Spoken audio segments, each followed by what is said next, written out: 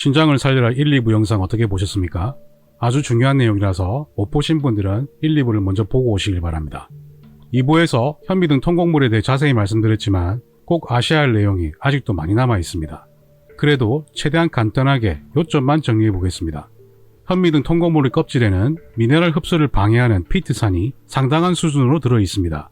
피트산은 현미 등 각종 통곡물과 콩, 시금치 등에도 많은데요. 피트산은 칼슘, 마그네슘, 철, 아연, 망간 등 미네랄과 결합해서 흡수를 방해하기 때문에 음식으로 미네랄을 충분히 섭취하더라도 잘 흡수가 되지 않습니다.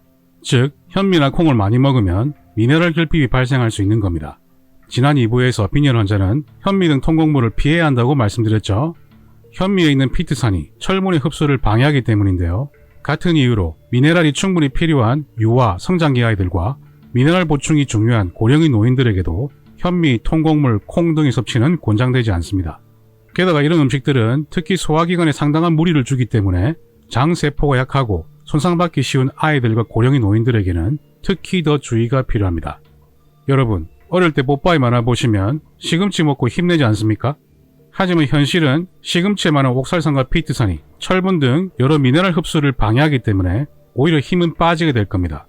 시금치에 철분이 있다고 하지만 철분과 미네랄 흡수를 방해하는 옥살산과 피트산 덕분에 섭취한 철분이 약 2% 정도만 흡수됩니다. 그리고 옥살산 역시 피트산과 비슷한 방법으로 칼슘, 칼륨, 철, 마그네슘, 아연, 코발트 등 많은 미네랄과 결합하면서 흡수를 방해하게 됩니다. 식물에 미네랄이 있으면 뭐합니까? 이렇게 식물들은 자기가 가진 미네랄을 포식자들에게 쉽게 양보해주지 않습니다. 오히려 다른 음식으로 섭취한 미네랄까지도 흡수를 방해할 수 있습니다. 다시 정리하면 현미나 콩에는 피트산과 옥살산이 풍부한데 이는 칼슘, 마그네슘, 아연, 철 등의 체내 흡수를 막고 몸 밖으로 배출시키는 역효과가 있습니다. 즉 미네랄 결핍을 유도할 수 있다는 뜻입니다. 따라서 이렇게 콩과 현미 같은 통곡물을 같이 드시는 건 저는 절대로 권장하지 않습니다. 특히 질병이 있거나 임산부 및 노약자분들은 이런 조합을 반드시 피하시길 바랍니다. 하지만 옥살산, 피트산만이 문제가 아닙니다. 현미 등 식이섬유가 풍부한 음식을 먹으면 키가 잘 크지 않는데요. 서울대병원 소아과 문 교수는 이렇게 말합니다. 한참 자라는 어린이가 식이섬유를 과량 섭취하면 칼슘 등 미네랄의 체내 흡수가 줄어 키가 덜 자라는 등 성장장애와 설사, 복부팽만 등 부작용이 동반될 수 있다. 그렇습니다. 문 교수는 또 우리 병원에도 식이섬유 과다 섭취로 인한 설사, 복통 등으로 오는 아이들이 꽤 있다 라고 말했습니다.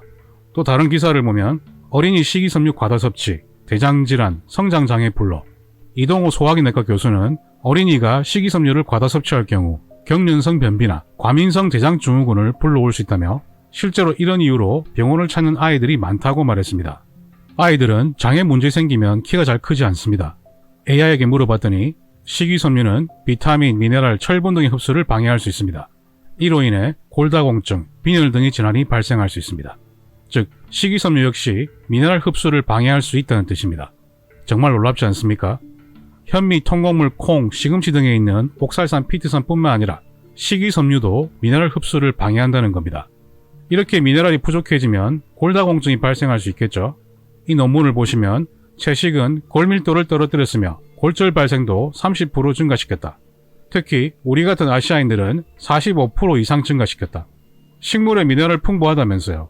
뼈에 좋다는 미네랄이 식물성 음식에 그렇게 풍부한데 왜 뼈가 약해지고 부러집니까? 즉, 그 말 자체가 사기라는 겁니다. 채식을 하게 되면 옥살산, 피트산, 식이섬유 등으로 미네랄 흡수를 방해받기 때문에 자연스럽게 미네랄 결핍이 발생하게 되는 겁니다. 그러니까 뼈가 부러지죠.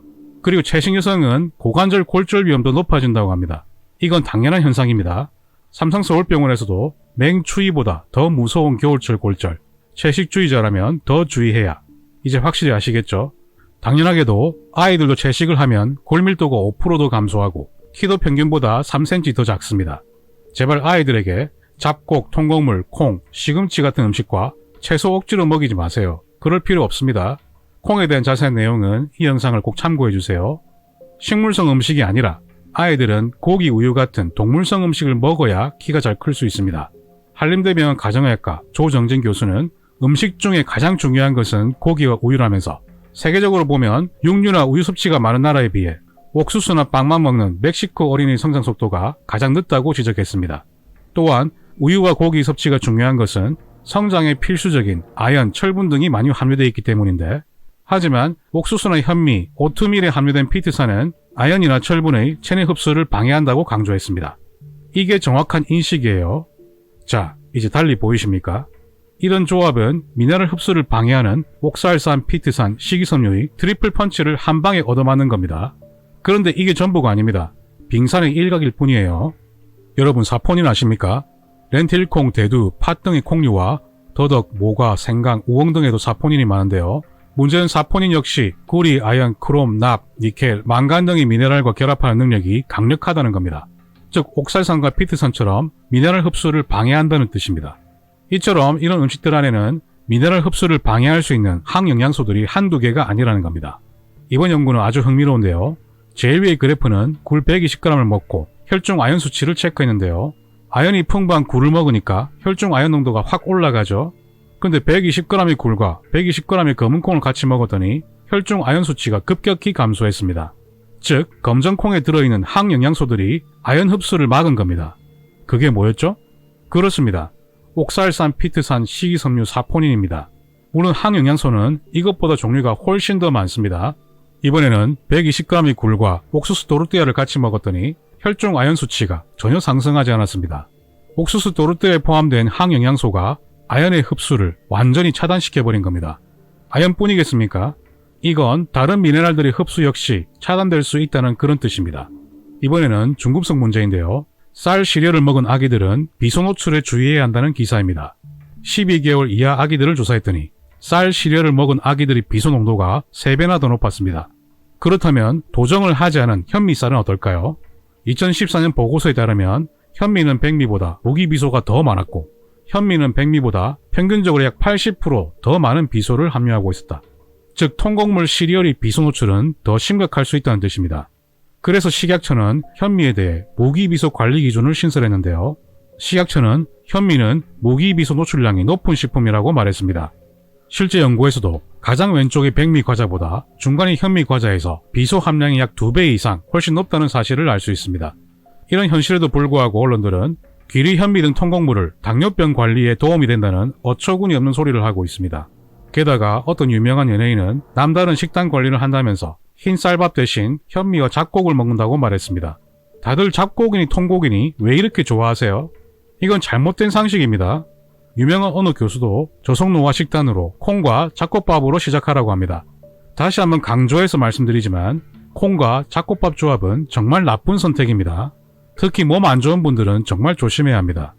이 그래프는 혈당 변화 그래프인데요. 어떤 일본인이 실제로 밥을 먹고 나서 30분 간격으로 실험한 겁니다. 그런데 백미나 현미 차이가 거의 없습니다. 오히려 현미가 혈당이 더 올라갔지만 이게 의미 있는 차이라고 볼 수는 없어요. 이번엔 채널 A 자료인데요. 역시 현미 섭취나 백미 섭취나 혈당 변동에 큰 차이를 보이지 않습니다. 이렇게 포개어서 봐도 거의 비슷하지 않습니까? 정리하면 이렇죠. 결국 어떤 밥을 먹는 애보다는 당질 먹는 양을 줄이는 게 혈당 조절에 더 중요하다는 겁니다. 즉 백미, 현미 중에 하나를 선택할 것이 아니라 이들 곡물을 완전히 피하거나 많이 줄여서 먹어야 한다는 뜻입니다. 관련 연구를 보면 성인 202명을 백미와 현미 그룹으로 101명씩 무작위로 배정해서 16주 동안 연구했는데요. 연구원들은 이렇게 결론 내렸습니다. 16주 동안 현미를 먹었지만 체중, 내장지방, 혈당, 당화혈색소, 혈압, 지질수치 등 대사위험 요소에 특별한 차이는 없었다. 이건 당연하죠. 무슨 차이가 있겠습니까? 이건 선택의 문제가 아니라 당질의 양을 줄여야 하는 문제입니다. 아주 간단한 거예요. 문제는 아이들의 신장결석 환자가 급증하고 있다는 겁니다. 이건 미국이나 한국이나 똑같습니다. 소아비뇨기과 의사들은 이렇게 말합니다. 역사적으로 결석은 중년 남성의 질병이었지만 지난 30년 동안 극적으로 바뀌었습니다. 매일 신장결석을 앓고 있는 아이들을 봅니다. 한 연구에서는 지난 5년 동안 여학생은 28%, 남학생은 23% 더 증가했다고 합니다. 그런데 이런 심각한 상황에서도 주류의학계는 이렇게 말하고 있습니다. 소아의 경우 신장결석이 반복적으로 발생하지 않도록 평소 적절한 수분 섭취를 하는 것이 필요합니다. 이게 대체 뭡니까? 제발 본질을 얘기하세요. 하나마나한 소리 그만하고. 어린이들의 신장결석 사례 증가는 많은 식물성 식품에서 발견되는 옥살산염이 주된 원인이 되고 있는 겁니다. 이 결정은 현미경으로 볼 때 매우 날카롭기 때문에 심각한 조직 손상을 일으킬 수 있습니다. 신장 결석 등 아이들의 신장 건강을 지키기 위해서는 여기에 있는 옥살산이 많은 음식을 최대한 피하면 되는 겁니다. 뭐 어려울 게 있나요? 자, 이런 기사를 보십시오. 성장기 아이들에게 옥살산이 아주 많은 시금치와 두부를 권장하고 있습니다. 시금치와 콩류는 특히 옥살산이 아주 많습니다. 이러니까 아이들 결석 환자가 많아지죠. 무슨 수분 섭취 타령입니까? 그건 격가지예요. 중요한 것은 이런 겁니다. 게다가 아이들 급식에 고기 없는 버거를 제공하면 또 옥살산이 많은 콩식품을 또 많이 먹게 되는 겁니다. 또 아이들은 감자칩, 감자튀김 얼마나 좋아합니까? 감자에도 옥살산이 많습니다. 아이들에게 이런 음식은 많이 먹지 않도록 따로 교육하셔야 합니다. 자, 보세요. 두유가 있죠. 제가 일부에서 액체 상태의 옥살산은 흡수가 더 잘 된다고 말씀드렸죠. 여기에도 시금치랑 각종 나물, 다 옥살산이 많은 음식이지 않습니까? 여기 봐도 또 두유가 있네요. 국에도 콩으로 만든 두부가 있죠.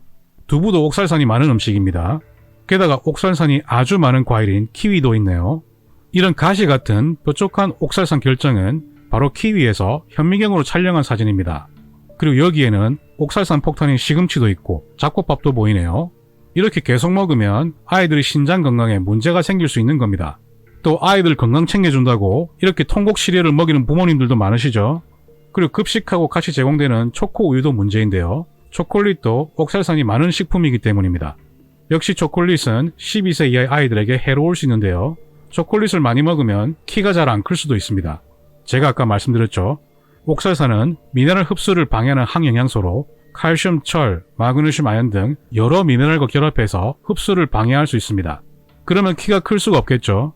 지난 1부에서 우유 대신 아몬드 우유를 먹다가 신장 결석이 생기면서 신장이 망가졌던 3명의 아이들 사례를 소개해드렸습니다.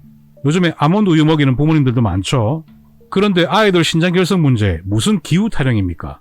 정말 어처구니가 없습니다. 아이들 건강을 위해서 제발 본질을 보시길 바랍니다. 그럼 4부에서 다시 뵙겠습니다. 그러면 닥터3는 다음에도 더 나은 영상으로 찾아뵙겠습니다. 제 영상이 마음에 드셨다면 좋아요, 구독 꼭 눌러주십시오. 닥터3는 여러분의 건강을 응원합니다.